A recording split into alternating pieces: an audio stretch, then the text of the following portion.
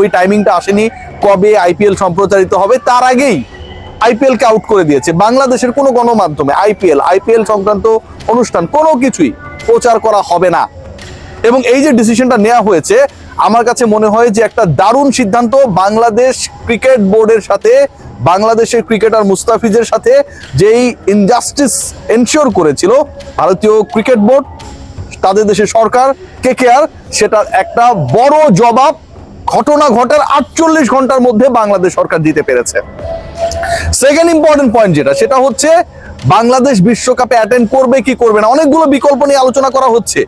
Number one point যেটা, সেটা হচ্ছে এই সিদ্ধান্ত কখন আসবে। এর উত্তরটা হচ্ছে আশা করা যাচ্ছে যে আগামী 24 থেকে 36 ঘন্টার মধ্যে আমরা জানতে পারবো বাংলাদেশের আপকামিং টি20 ওয়ার্ল্ড কাপের ফিউচারের ব্যাপারে আইসিসি কি সিদ্ধান্ত নিয়েছে। পয়েন্ট নাম্বার 2, বাংলাদেশ কি আসলেই এই টুর্নামেন্ট থেকে রুলড আউট হয়ে যেতে পারে? তাদের এগেনস্টে যে দলগুলো খেলা রয়েছে সেই দলগুলো কি ফুল পয়েন্ট পেয়ে যাবে এবং বাংলাদেশ কোনো পয়েন্ট পাবে না, এরকম কোনো হিসাব নিকাশ চলছে?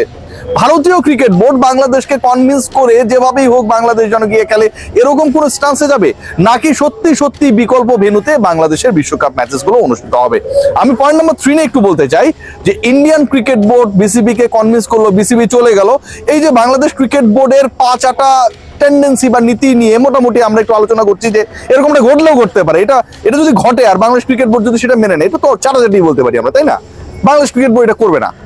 বাংলাদেশ ক্রিকেট বোর্ড এই চাটাচাটির কর্মকাণ্ডে যাবে না এই কারণে যে আমিনুল ইসলাম বুলবুল এবং তার সভাসদের যে তিনি ছাড়া 24 জন পরিচালক রয়েছেন, বাংলাদেশ ক্রিকেট বোর্ডের ইনিশিয়াল যে স্ট্যান্সটা ছিল মুস্তাফিজকে বহিষ্কার করা, বাদ দিয়ে দেওয়ার পরে সেই স্ট্যান্স থেকে হুট করে তারা করা অবস্থানে চলে গেছেন only because of the sports adviser mister Asif Nazrul. Bangladesh সরকারের কড়া অবস্থানের কারণে আমরা যারা বিসিবি কে বাহবা দিচ্ছি, এই বাংলাদেশ ক্রিকেট বোর্ড ওই বাহবাটা পাইতেছে।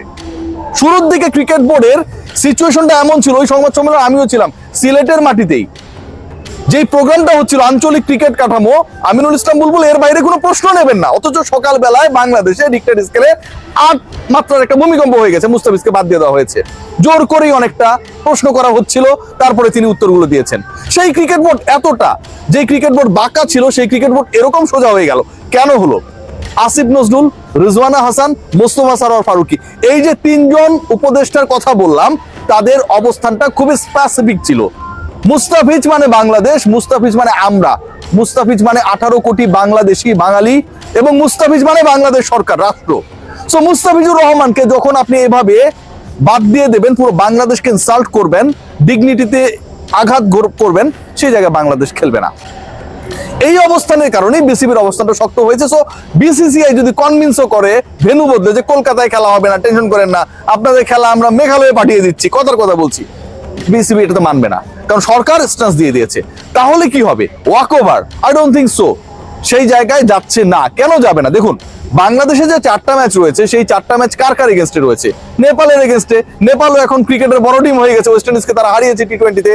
ওয়েস্ট ইন্ডিজের বিপক্ষে রয়েছে, ইংল্যান্ডের বিপক্ষে রয়েছে।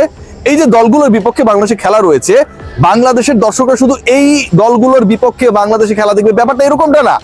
এই দলগুলো যখন পরস্পর মুখোমুখি হবে, সেই ম্যাচগুলোর টিআরপিও হাই, বাংলাদেশের দর্শকরা দেখবে, কারণ তাদের পয়েন্টের ইকুয়েশন, হিসাব নিকাশের ব্যাপার রয়েছে। ব্রডকাস্টাররা 4টা ম্যাচ হবে না, এই 4টা ম্যাচের পূর্ণ পয়েন্ট প্রতিপক্ষ পেয়ে যাবে, এটা কোনোভাবেই ম্যানেজেবল না, কোনোভাবেই ম্যানেজেবল না। আপনি ইকুইপমেন্ট সেটআপের কথা যদি বলেন, শ্রীলঙ্কায় অলরেডি তো মাঠগুলোতে খেলা হবেই, রিশিডিউলিং এর দিকে যাচ্ছে। আমার কাছে যতটুকু খবর রয়েছে, বাংলাদেশের বিশ্বকাপের ফিউচার এবং সেই রিশিডিউলিং এর 3টা ভেন্যু আলোচনায় রয়েছে। কলম্বো আলোচনায় রয়েছে, যদিও কলম্বো খুব প্যাক থাকবে, কিন্তু কলম্বোতে নাম্বার অফ ফিল্ডস বেশি।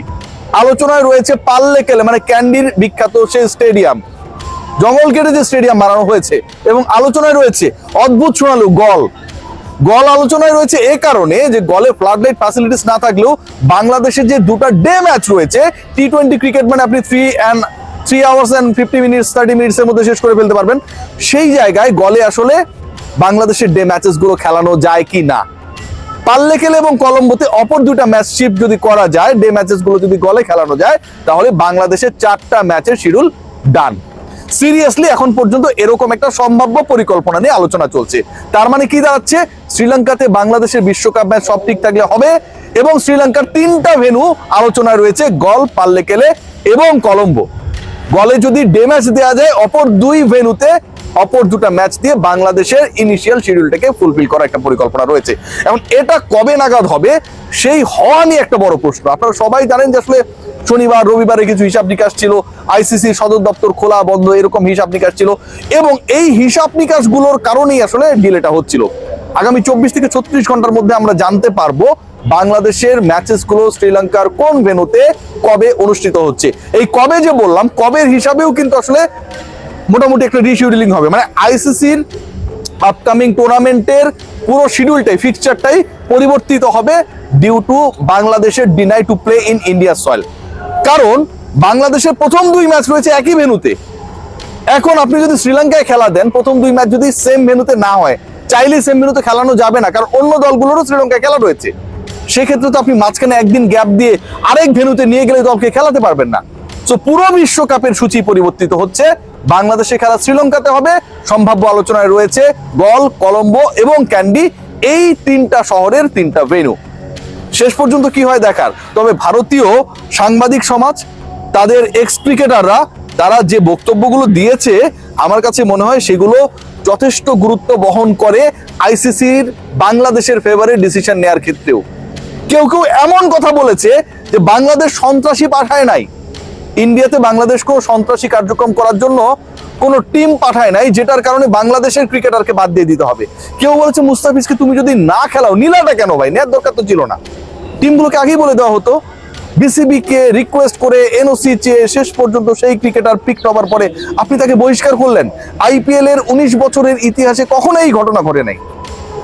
কেউ কেউ বলছেন আলটিমেটলি যে ঘটনাটা ঘটে গেছে এটা ওভারকাম করার জন্য বাংলাদেশের ম্যাচেস গুলো শিফট করাটা আইসিসি, বিসিসিআই সবার জন্য কিছুটা হলেও ইমেজ সংকটে যে সিচুয়েশনটা ক্রিয়েট হয়েছে সেটাকে কিছুটা হলো একটা প্রলেপ দেবে। বাংলাদেশের দল নিয়ে অনেক আলোচনা রয়েছে, অনেক আলোচনা হবে। তবে আমার কাছে যেটা মনে হয় বা আমার কাছে যে তথ্য রয়েছে, আজকের এই ডিসিশন আইপিএল এর কোনো ম্যাচেস বাংলাদেশে সম্প্রচারিত হবে না, এটা আইসিসি বিসিসিআই কে বিশাল একটা প্রেসারে ফেলেছে। আইপিএল যদি বাংলাদেশে দেখানো যায় তাহলে টেলিভিশন রাইটস যারা আইপিএল এর কিনেছে হাজার হাজার কোটি রুপিতে, সেই জায়গায় তারা একটা বড় লসের সম্মুখীন হবে, নো ডাউট। ডিজিটাল রাইটস যারা বিক্রি করেছে তারা একটা লসের সম্মুখীন হবে, এবং এই একই গ্রুপ কিন্তু অলমোস্ট বাংলাদেশ সহ আপকামিং ওয়ার্ল্ড কাপে যেই দলগুলো অংশগ্রহণ করবে তাদের রাইটসটাও কিনেছে। এখন বাংলাদেশের 4টা ম্যাচ যদি তারা দেখাইতে না পারে বা বাংলাদেশ যদি না খেলে বা ওয়াক ওভার হয়ে যায়, অন্য দলকে আপনি নিয়ে আসলেন, সেই দলের ম্যাচটা এত পপুলার হবে না যতটুকু 18 কোটি মানুষ বাংলাদেশে ম্যাচ দেখবে। সেক্ষেত্রেও তারা একটা বড় লসে পড়বে। Ultimately BCCI under pressure and they are very much eager to take alternate option. শ্রীলঙ্কাতে ম্যাচ হচ্ছে, বাংলাদেশ যাচ্ছে, 3 ভেন্যুর কোনটায় কবে কোন ম্যাচ হবে সেটার কারণে আইসিসি ওয়ার্ল্ড কাপের শিডিউল যেটা প্রকাশিত হয়েছিল সেটাও পরিবর্তিত হচ্ছে। এটা ব্যাপারে কোনো ধরনের সংশয় এই মুহূর্তে নেই। সবাই ভালো থাকবেন, টেক গ্রেট কেয়ার।